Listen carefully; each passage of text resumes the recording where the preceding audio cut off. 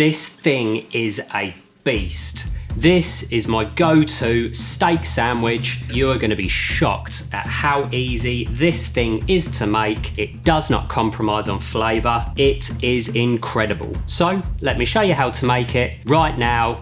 Let's do it. So the first step for this really simple but incredibly delicious steak sandwich, we're going to make our mustard mayonnaise, which could not be more simple. Basically, this is the kind of steak sandwich that I make 90% of the time. You can make it in a hurry, really doesn't take very long at all, and it is absolutely delicious. There's absolutely no sacrifice on flavour, despite it being a very quick and simple recipe. So we want a bowl, there we go, and a spoon, and the first thing is the mayonnaise itself, which is the base of this sauce. I usually go in with about 1.5 tablespoons of mayonnaise. And this really is a sauce or a mayo which is incredibly variable. You can add more or less of the mustards to give it the kind of strength that you're looking for, and also texture, because we're using whole grain mustard. And to that, just to kick things off, about 1.5 teaspoons of Dijon. So Dijon and mayo. Next, some lovely whole grain mustard. 2 teaspoons of the whole grain mustard, Dijon, mayonnaise. We need to give that a really good mixing up, and we can give it a taste and make any adjustments that we want. There we go, beautiful, delicious mustard mayo. Works amazingly well in this steak sandwich. So let's have a taste. That's very good. However, we're going to go in with another teaspoon of our whole grain and a pinch of salt. Another little mix. Just look at that, beautiful, great texture. Let's see, amazing, absolutely delicious. However, I just want to beef up that mustardiness just a touch. Touch more whole grain and just a little dash more Dijon. And that should be the perfect mustard mayo, which it very much looks to be. Lovely grainy mayo. Let's give it one last little taste. I'm pretty sure we're bang on there. That is spot on. Creamy, nice hit of mustard, a little acid, beautiful malty, grainy umami-ness. That is a winner. So this is going to go to one side, and we're going to prep our baguette. So for this one, I'm using a delicious baguette, which is probably my favourite bread for a good steak sandwich, particularly this one. And basically I always cut it slightly bigger than I think I may need, because we can always adjust the size basically. But I'm going to get the end off there. Listen to that. Beautifully crisp and crunchy, fresh. I bought this about 10 minutes ago, and I always use the widest, kind of fattest part of the baguette, because obviously they're relatively quite thin, so I like a lot of sort of space for the steak. And we're gonna basically cut this in half. Get rid of the end, we'll use that for something else. To be fair, probably another steak sandwich, because I'm gonna have plenty of that mayo left over. And then from there, on the side, and don't make the mistake of ripping open this baguette, because it's not huge and we want to keep the hinge at this point. So use a serrated knife and gently and with care, start at one end, don't cut all the way down. The bread is so soft that once we've cut that far, gently hinge that open. Try and maintain that hinge down the end if you can, to the best of your ability. And there we have it. One thing that we do want to do, we have quite a lot of bread in there, so I'm going to remove just a small amount of the inside of this, just to give us a bit more space on the inside. Obviously it's kind of like a curved bread, so there's a fair bit of dough just in the middle, so we can afford to lose just a little bit, but not too much. This is a sandwich after all. The point of it is that it's bready, but just a little bit out of there. There we go. So just pinch out a little bit of that bread. Like I said, not a lot. Do not go mad.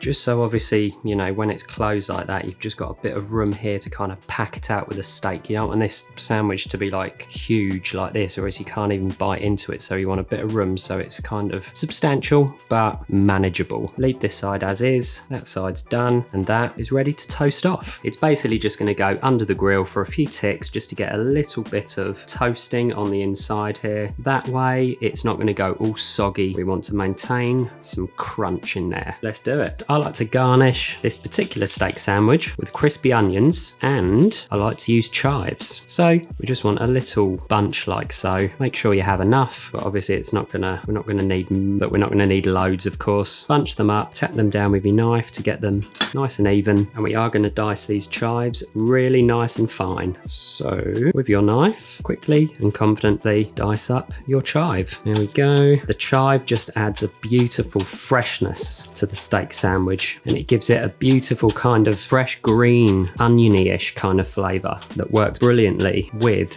our nice kind of rich, roasty, crispy onion that we're going to be using. Obviously a steak sandwich, very meaty, very rich, quite dense, so it really benefits from a beautiful lift from the chives and also from the lemon juice that we use to dress our rocket. So there we go, really, really nice and fine, and no green left on the board. That is because I used an incredibly sharp knife and I was quick and efficient. All the flavour is still within those herbs. Job done. So we just want a small bowl.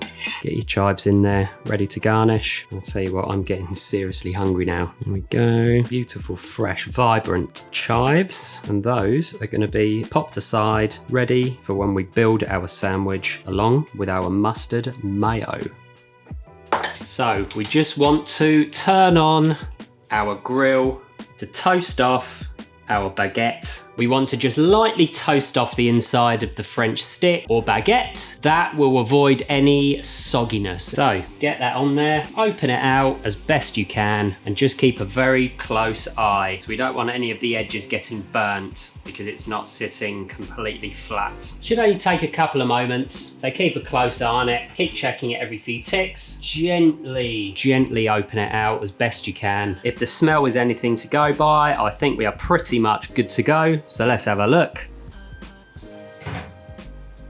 That is absolutely spot on. Just what we want. Beautifully toasted off, absolutely ideal. Very important, a wire rack. We don't want our bread getting soggy. So there we go, look at that. The perfect vessel for our steak. Also, this doesn't necessarily need to be warm when you serve. The steak is obviously going to be hot. So you can leave this to cool down, or you can use it fresh and warm. Entirely up to you. Either way, job's a good one. Absolutely perfect.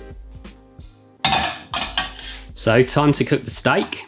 I'm going to use a non-stick for this one, and we want the heat up high. This is a powerful hob, so not going as high as, basically as high as it can go. And we want this pan really, really hot. One thing I do want to say about the cooking of this steak, we're not using any aromatics at all. It's going to be very simple. All we want to taste is beautiful beef, and we're going to use a little butter to finish it. So a good splash of canola oil. So get that in there. Our steak today is a beautiful rump. Season liberally. The bread is not seasoned, so we want to get a nice good bit of seasoning on there to account for the bread. And we want a lot of black pepper. We want it to have a touch of that kind of peppered steak vibe. Mop up that seasoning, both sides, very liberally, particularly again with our black pepper. Nice big shards of black pepper. We want a little heat, and lay that into the pan. As soon as that steak is in, we want to begin the process of agitating it to build up an amazing crust. So just keep moving it. This is what you want, a little bit of smoke, a really strong sizzle, but we're going in there with butter, so we don't want the butter to burn, so we don't want a crazy high heat on there. As soon as we have our crust, we'll turn down the heat a touch, and we're going to have ourselves a perfect steak. Every 45 seconds, we're going to flip. That has been in there for about 30 seconds. So another moment, we're going to give it the first flip. So let's do it. There we go. And already look at that beautiful crust. We want a beautiful sear and caramelization on there. So that's 30 seconds on the other side. Keep an eye on your heat. We don't want the butter burning when that goes in, and we're going to turn it and hit it on the fat. Render down that fat cap a bit, or else it's not going to be overly pleasant to eat. Back down on that side. It's not the thickest steak in the world, so in a minute I'm going to start to probe. So there we go. Beautiful crust on there now. We're going to hit the other side for another moment, and then we're going to go in with our butter. So butter in. That heat can go down now. Turn the steak another couple of times. Give that a quick little cheeky probe. See where we are. 45. That is perfect medium rare. So steak out onto the board. That is now going to rest for about 10 minutes, give or take. We're going to carve and we're going to load up our beautiful steak sandwich. So our steak is resting. Last little quick job. What we want to do is take a large mixing bowl and dump in our rocket. To the rocket, we want to add the zest of a lemon. Be careful not to get any pith in there, that can be bitter, but zest in a whole lemon. As well as our zest, you want a nice couple of slices of the lemon itself, and you want to squeeze in the lemon juice. There we go. You can be pretty generous with your lemon juice. This is really going to give our rich, meaty sandwich a beautiful citrus kick. There we go. Zest, lemon juice in. Also, a nice drizzle of some extra virgin olive oil.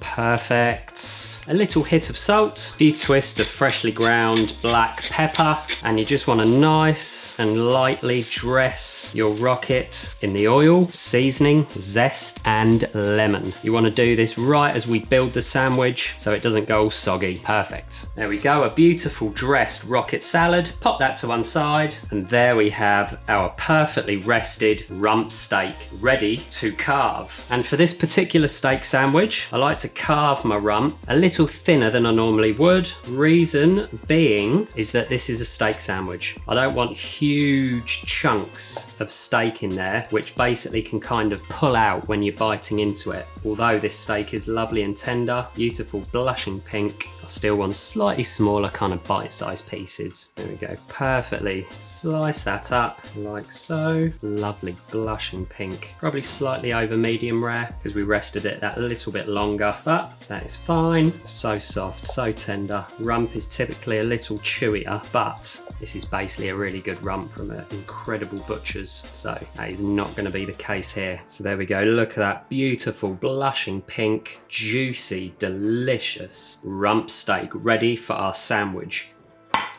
Plate.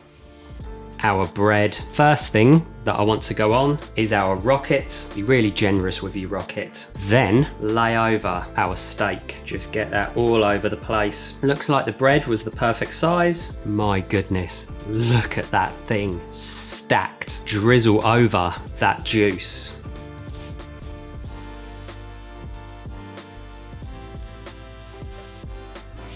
Unbelievable. Just look at that thing. That is crazy. Next, our mustard mayo right on top. Be generous. Oh my goodness. And then crispy onions. This is essential. Texture, a beautiful roasty flavor. If you've never tried this one on a steak sandwich, you're missing out. Be quite generous. And to finish, chive. Again, be quite generous. There we go, guys. I am barely going to be able to close this thing. That is crazy. That really is ridiculous. We'll manage it though. Oh yes. Just have a look at that. That thing is truly out of control. This thing is going to be difficult to eat, but it is going to taste absolutely insane. So, steak sandwich, let's give it a try. Which end do we start with? I apologise in advance for the messiness that is about to proceed. So, let's get stuck in. Every time I make it, it's amazing, heavenly, incredibly soft and juicy steak, beautiful toasty baguette. That mustard mayo, I mean beef and mustard, is the combo. Those onions make all the difference. Beautiful peppery rocket gives us some beautiful peppery flavour, but most importantly, it gives that roughage. You just bite into it and it just rounds everything off perfectly. The chives, beautiful oniony tang running through it. It's so soft. I mean, look, I'm just biting through it and it's like butter. We're not pulling out big chunks of steak with every bite. This sandwich is holding together perfectly, albeit a little saucy leakage. Just divine, if I mentioned, but that lemon is another non-negotiable element to this sandwich, at least for me. I mean, just look at it. Come on, guys, just look at that thing. Absolutely incredible. A bit messy, but that has held together very well. Wow. So guys, that was it. That was my go-to steak sandwich. Absolutely delicious each and every time I've made it. So give it a try, like and subscribe, find the recipe on my website, thewckcountryKitchen.com. Sign up to my weekly newsletter, link in the description below, and I will see you in the next one. Take care.